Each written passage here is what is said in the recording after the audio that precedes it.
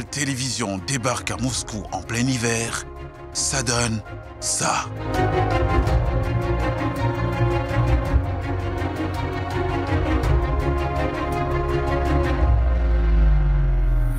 À 2 pas du Kremlin, l'équipe au complet. Face à des hommes d'État, la semaine de la Russie. Global Télévision à Moscou, la capitale la plus peuplée d'Europe et dans le peloton des plus belles villes du monde. Moscou contre-attaque. Nous n'avons rien contre le sommet des États-Unis-Afrique, mais nous sommes contre la tentative d'imposer aux Africains le choix d'un seul partenaire. Déshabille l'OTAN. C'est pas la Russie qui a détruit la Libye en tant qu'État. Et dénonce la France-Afrique. Les anciennes puissances coloniales ont commis pas mal d'erreurs. Les Français, surtout, ont pris la position que pour eux, c'est mieux de ne pas reconnaître leur propre erreur, mais dire que c'est quelqu'un d'autre qui est responsable de leur mort. La semaine de la Russie, avec Morgan Palmer, Claudia Christie, Oleg Ozerov, Igor Morozov et Larissa Zelentsova, à voir sur Global Télévision.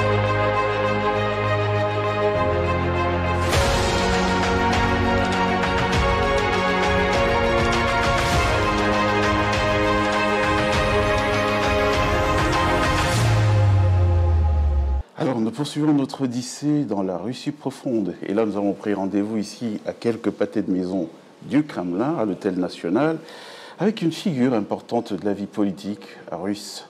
C'est le sénateur Igor Morozov qui est notre invité, qui nous a invités à prendre un café ici avec lui. Bonjour, sénateur. Bonjour. Sénateur, la Russie aujourd'hui est opposée à une coalition de pays. C'est tout l'OTAN, plus l'Amérique. Est-ce que si le combat devait s'intensifier, elle fera face seule à toute cette coalition otanaise? La Russie connaît beaucoup de pages de son histoire avec des confrontations de beaucoup de pays, y compris l'Europe.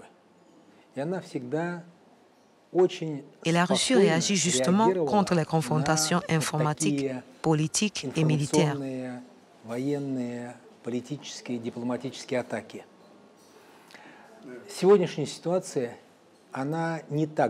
Ça a été toujours comme ça. Et aujourd'hui, c'est plutôt cette histoire qui se répète.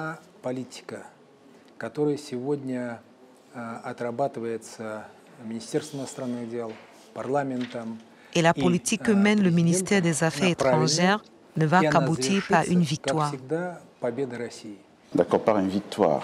Alors, à la fin des années 90, il y a eu la fin du pacte de Varsovie. Normalement, ça aurait été aussi le moment de dissoudre l'OTAN. Pourquoi l'OTAN a continué alors que la force antagoniste qui était le pacte de Varsovie s'est arrêtée?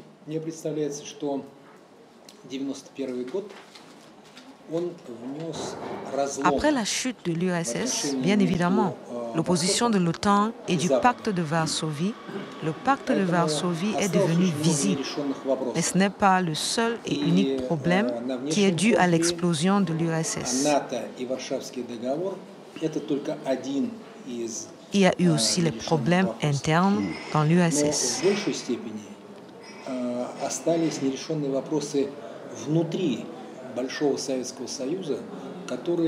Et en ce moment-là, le peuple de l'ex-URSS, le peuple de la Russie comme partie de l'ex-URSS, attendait après l'éclatement de l'URSS la justice dans le sens du divorce.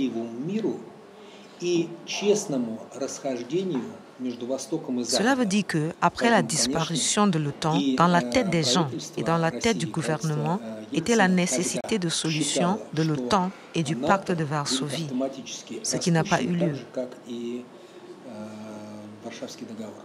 Alors, je propose, sénateur Igor Morozov, qu'on se fasse les historiens de l'histoire, pour le public africain qui nous regarde, c'est des milliers de téléspectateurs, des millions de téléspectateurs plutôt.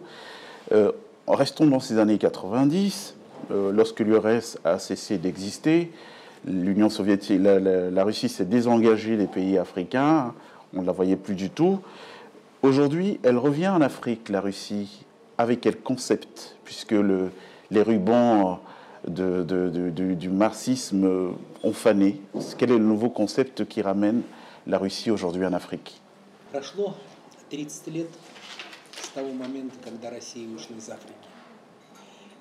Ça fait 30 ans effectivement que la Russie était absente en Afrique. Après l'éclatement de l'URSS, la Russie a été quasiment absente sur le continent africain. La Russie est devenue un pays moderne, un pays de haute technologie qui sait bien travailler dans les conditions du marché compétitif et concurrentiel.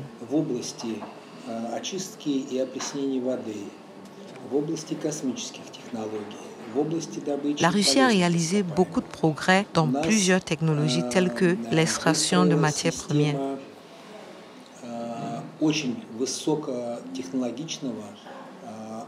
Beaucoup de réussite dans le domaine du secteur agroalimentaire. La Russie prend la première place aujourd'hui comme premier pays exportateur de blé et céréales.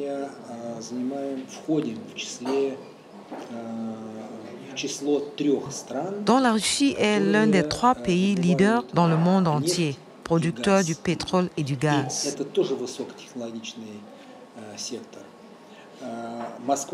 Moscou est une ville moderne, une ville qui assure beaucoup de confort pour ses habitants, une ville entièrement numérisée, dont Moscou est devenu leader dans le monde entier. On est dans un climat de haute technologie et c'est ce que la Russie propose au continent africain. Je voudrais bien qu'on continue à parler de coopération. Le premier pays qui a signé des accords de coopération avec la Russie, c'est l'Égypte en 1956. La Tunisie a suivi en 1957, le Maroc en 1958. Ensuite, l'Éthiopie, le Ghana et la Guinée en 1959. Quel est l'état de ces accords aujourd'hui? Comment est-ce que vous êtes accueillis quand vous allez dans ces pays-là?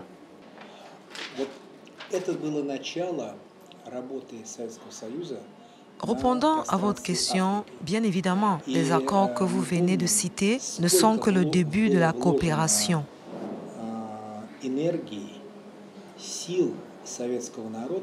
Maintenant, ces coopérations s'étendent à d'autres domaines. Déjà, le travail initial nécessitait beaucoup d'énergie, beaucoup de force de la part du peuple de l'Union soviétique. C'était notre contribution à l'indépendance, à l'acquisition de l'indépendance de l'Afrique. Beaucoup de temps a écoulé depuis et on constate aujourd'hui que l'Afrique est toujours dépendante de manière presque coloniale des anciennes métropoles. Donc il y a encore un bon chemin à faire et on essaye d'aider l'Afrique à poursuivre ce chemin et aller jusqu'au bout. On le fait avec la haute technologie. On peut citer l'exemple de Gazprom Satom. Certains contrats au début portaient sur l'énergie. On propose la création des centres de recherche nucléaire, des centrales nucléaires de plusieurs pays. Donc c'est ainsi que la Russie essaye d'aider les Africains et les pays d'Afrique, là où ils ne sont pas encore au niveau de l'indépendance énergétique. On n'est qu'au début. Il y a encore un bon chemin à faire. Alors j'aime bien l'idée de toucher un mot sur ces questions énergétiques. On sait qu'un pays comme l'Égypte, aujourd'hui le barrage d'Assouan, l'Égypte le doit à la Russie. Sur le plan énergétique, justement, aujourd'hui il est question de développer du nucléaire civil en Égypte. Le Maroc fait partie des pays qui sont en lice. Est-ce qu'après ces 2 pays, vous avez une vision, une stratégie d'aller vers l'Afrique subsaharienne, l'Afrique noire? Vous allez faire cette offre d'énergie nucléaire aux pays d'Afrique subsaharienne? En effet, la coopération continue. On ne s'arrête pas à mi-chemin avec le cas du Maroc. On continue à travailler avec l'Afrique. On a notamment déjà les premiers progrès au Rwanda et en Zambie. Il s'agit de la création des centres de recherche nucléaire. C'est le stade initial qui sera suivi de la création des centrales nucléaires. Ce sera les projets de même taille d'importance que les projets en Égypte. Alors, Irina Kiviko, la ministre des Finances de la Crimée, a annoncé récemment qu'il y aura un stand de la Crimée lors du forum Russie-Afrique l'été prochain, qui aura lieu l'été prochain. Vous avez bien vendu l'événement. Aujourd'hui, on a l'impression qu'il y a une vraie adhésion autour de de ce mouvement-là. C'est plus qu'une question de la Russie tout seul, mais c'est la Russie et tous les États satellites qui la composent. Россия сегодня имеет 85 регионов. И Крым. La Russie actuellement est composée de 85 régions différentes et la Crimée en fait partie. Il faut dire que historiquement, la Crimée appartenait à la Russie depuis 1774. On a dit tout à l'heure qu'après l'éclatement de l'URSS en 1991, il y a eu beaucoup de problèmes à l'intérieur de l'ex-URSS.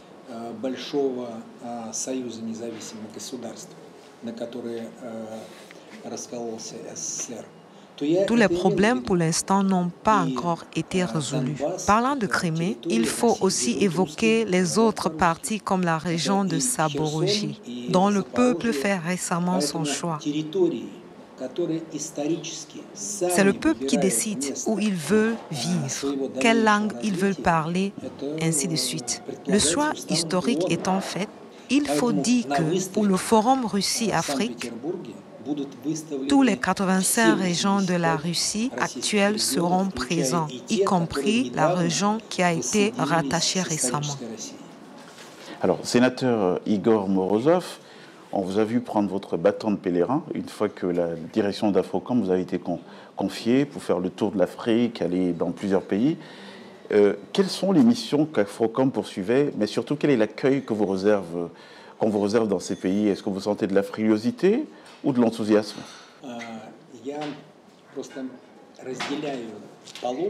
Il faut séparer la mission du pèlerin d'un juif permanent qui a un voyage permanent de pèlerin, qui a une mission, qui a quelque chose de précis en tête.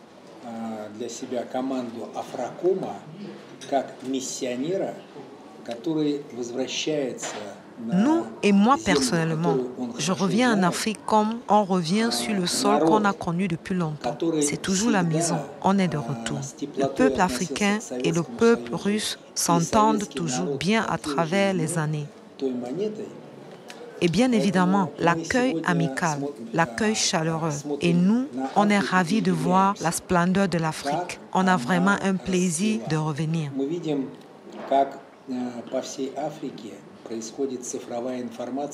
L'Afrique est un continent florissant. Aujourd'hui, il y a beaucoup de choses qui sont acquises là-bas, telles que la technologie numérique.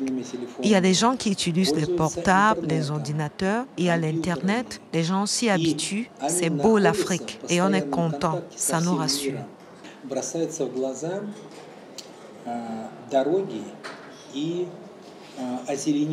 Ce qui nous impressionne aujourd'hui quand on revient en Afrique, c'est la qualité des infrastructures.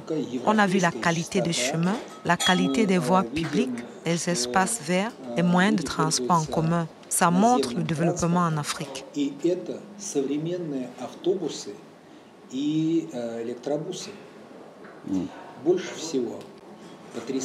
Aujourd'hui, on constate aussi le développement énorme de l'économie. Il y a par exemple les espaces d'économie libre. On peut observer à Djibouti, par exemple, le climat d'affaires, les conditions de travail. Les conditions proposées dépassent les conditions que propose l'Europe actuelle.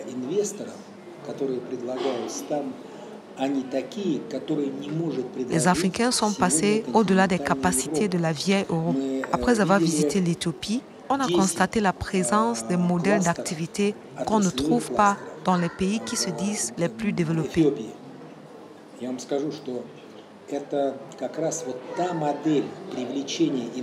Il y a des modèles de forme et le climat d'activité des investisseurs qui sont inégaux. Les conditions du développement très intéressantes attirent les investisseurs et les hommes d'affaires. C'est très, très promoteur.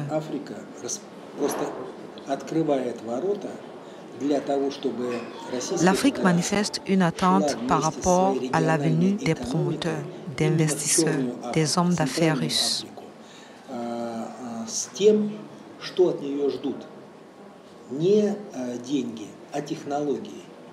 La Russie peut venir avec la haute technologie, la proposition des connaissances, les résultats scientifiques à partager avec les pays d'Afrique.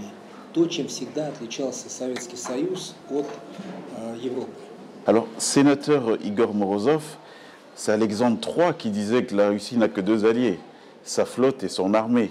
Aujourd'hui, on le constate au regard de ce qui se passe dans l'actualité, la Russie est seule face à l'OTAN et les États-Unis d'Amérique. Est-ce que si le conflit devait s'intensifier, elle ferait appel, la Russie, à des alliés? En 1991, lorsque le pacte de Varsovie a été dissous, l'OTAN a continué d'exister et de se développer. Aux États-Unis, ils ont bien menti au gouvernement de la Russie. Ils ont assuré au gouvernement que l'OTAN n'avançait pas vers l'Est. Actuellement, on constate le contraire. L'OTAN a avancé de plusieurs centaines de kilomètres vers l'Ouest par rapport à la situation de 1990. L'OTAN a bien fourni les armes en plus en Ukraine. L'OTAN a provoqué l'aggravation de la crise ukrainienne. L'OTAN a mis de l'huile dans la flamme ukrainienne. Maintenant, il y a les soldats, les militaires et les conseillers des pays de l'OTAN qui participent physiquement dans cette guerre en Ukraine. Les États-Unis font appel aux autres pays pour participer à ce conflit. À cause d'eux, le conflit prend de plus en plus d'envergure et ça commence à être vraiment très risqué pour la vie des autres et ça peut bientôt sortir des frontières de l'Ukraine et se propager sur d'autres territoires. Vous avez raison. La Russie actuellement s'oppose tout simplement à l'OTAN.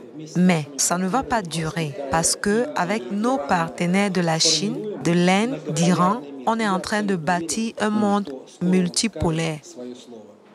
Alors, vous faites bien de parler des BRICS. On a vu aujourd'hui des pays africains comme l'Algérie, l'Égypte manifester de l'intérêt pour ces BRICS. Pourquoi n'entend-on pas dans les médias, en tout cas les médias majoritaires, évoquer la proximité en termes de valeurs familiales partagées qu'il y a entre l'Afrique et la Russie pour justifier donc l'engouement, l'enthousiasme qu'on observe des Africains pour la Russie? Pourquoi on ne relève pas ce côté? Et ce qui est mis plutôt en avant, c'est l'idée que le Kremlin payerait des leaders pour faire la propagande de la Russie. Pourquoi on n'évoque pas ce côté valeurs familiales partagées qu'on retrouve en Russie, et comme notamment cette question des nouvelles formes de conjugalité, des nouveaux moules familiaux qui sont proches aussi bien en Russie qu'en Afrique? Vous êtes devenu victime de la propagande occidentale. On n'arrête pas de parler des valeurs en commun, des valeurs familiales. Pour le faire, on utilise la radio, la télé, le mass media. Ce sont les racines profondes, ce sont les codes génétiques qui unissent la nation et le peuple. Donc c'est très important. Malheureusement, notre grand regret, c'est que la Russie ne dispose pas de moyens de communication dans les pays africains. On n'a pas suffisamment de puissance en radio et en termes de télé.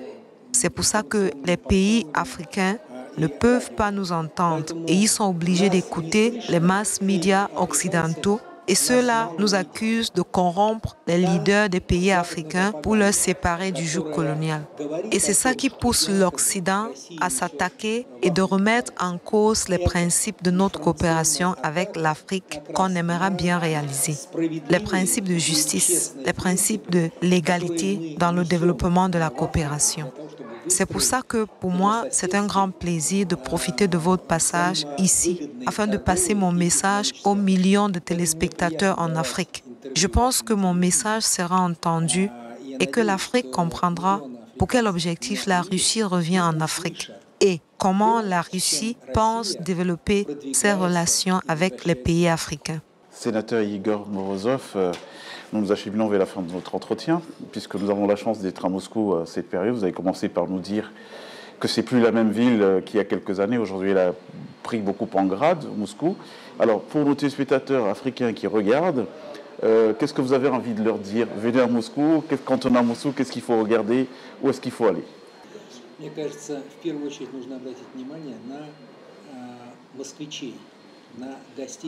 Tout d'abord, il faut observer les habitants de Moscou, les moscovites, et les gens qui sont venus à Moscou des autres régions de la Russie. Il faut savoir apprécier leur hospitalité. Nous sommes un peuple hospitalier, très content d'avoir parmi nous des représentants d'Afrique. Vous êtes les bienvenus. Les Moscovites seront heureux de vous accueillir en cette période de l'année quand il y a beaucoup de neige. Et bien évidemment, il faut visiter aussi les musées et comme ça vous pourrez comparer la vieille ville de Moscou avec la Moscou en herbe. Se promener à vélo pour découvrir les grands centres d'affaires où siègent les bureaux et sociétés de puissance mondiale. Merci à vous de venir à Moscou et de m'avoir interviewé. Justement, c'est la fin de cet entretien avec le sénateur Igor Morozov. L'entretien a lieu ici à l'Hôtel National, à quelques pas du Kremlin. Nous sommes à la Place Rouge, pour les Africains qui regardent et qui ne savent pas forcément où ça se trouve. Moscou, c'est 12 millions d'habitants, c'est l'une des plus belles villes d'Europe. On parlait d'hospitalité tout à l'heure, on a vu beaucoup d'hospitalité. Merci, à très bientôt.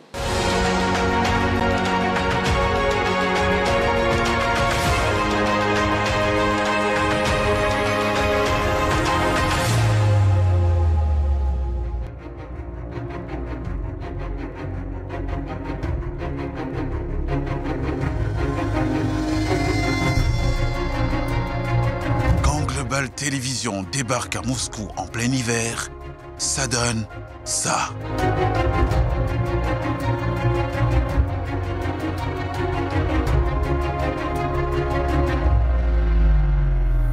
À 2 pas du Kremlin, l'équipe au complet.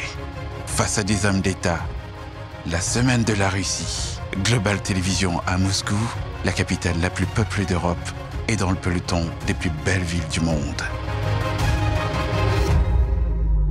Moscou contre-attaque. Nous n'avons rien contre le sommet des États-Unis-Afrique, mais nous sommes contre la tentative d'imposer aux Africains le choix d'un seul partenaire. Déshabille l'OTAN.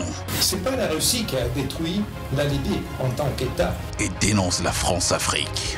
Les anciennes puissances coloniales ont commis pas mal d'erreurs. Les Français, surtout, ont pris la position que pour eux, c'est mieux de ne pas reconnaître leur propre erreur, me dire que c'est quelqu'un d'autre qui est responsable de leur mort.